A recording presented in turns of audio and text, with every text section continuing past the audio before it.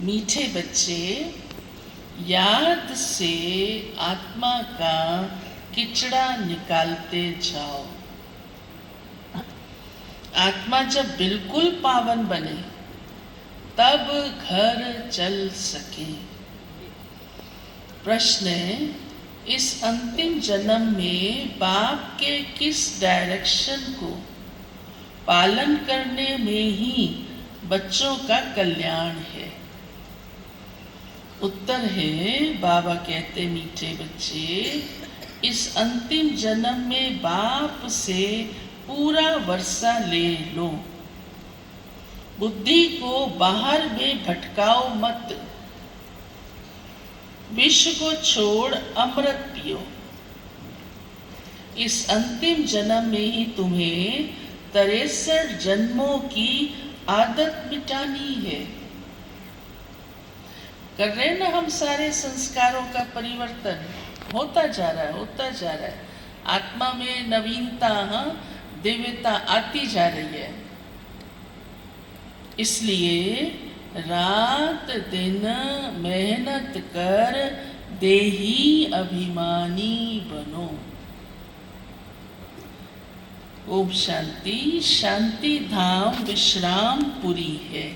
इस दुनिया से सब थके हुए हैं, चाहते हैं कि हम अपने सुख धाम में जाएं। ये दुनिया अच्छी नहीं लगती। अच्छी लगती है? हाँ, अगर कहीं लगे सामने रखो तो उसके आगे ये क्या है फिर। यहाँ तक कि बाबा तो कहते हैं बाबा जल्दी करो, इस दुख धाम से ले चलो। समझाते हैं ये तो छीछी दुनिया है, इनका नाम ही है डेविल वर्ल्ड, नरक। ये कोई अच्छा अक्षर है क्या? कहाँ डीटी वर्ड और कहाँ डेविल वर्ड। कितनी रूहानी बच्चों की बोलिए, सभी बोलिए को नमस्ते। के सारे इस एक जन्म में 63 जन्मों के पुराने देह अभिमान की आदत मिटाने की मेहनत करनी है। आज के पुरुषार्थ की सबसे मुख्य पॉइंट है, पुरानी आदतें मिटानी, देह अभिमान की। देही अभिमानी बन स्वर्ग का मालिक बनना है। इस हीरे तुल्य उत्तम जन्म में इस बुद्धि को भटकाना नहीं है। सतो प्रधान बनना है। अत्याचारों को सहन कर बाप से पूरा वर्षा लेना है। वरदान, साकार बाप समान अपने हर कर्म को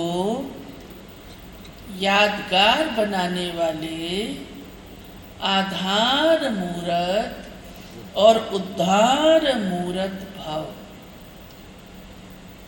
जैसे साकार बाप ने अपना हर कर्म यादगार बनाया, हमें कितना अच्छा लगता है। बाबा कैसे भोजन करते थे, कैसे सबसे मिलते थे, चलते कैसे थे। इतने इतने कर्म की भी बाबा की विशेषता हमारे दिल में छपी हुई है। बाबा सोते कैसे थे, जैसे सोए ही नहीं। जरा सी आहट सी बाबा को पता चल जाता था बच्चा आया है, बच्चा सोच रहा है अंदर जाऊं या नहीं। बाबा कहते थे आओ बच्चे आओ। हैरान हो जाते थे, बाबा तो लेटे हुए थे, सोए हुए थे, लेकिन बाबा जागृत अवस्था में थे। कितने अच्छे हम सबके अनुभव हैं। अभी भी देखो, जिन्होंने नहीं भी देखा होगा महसूस करते हैं। बाबा ने आज यही बात कही है।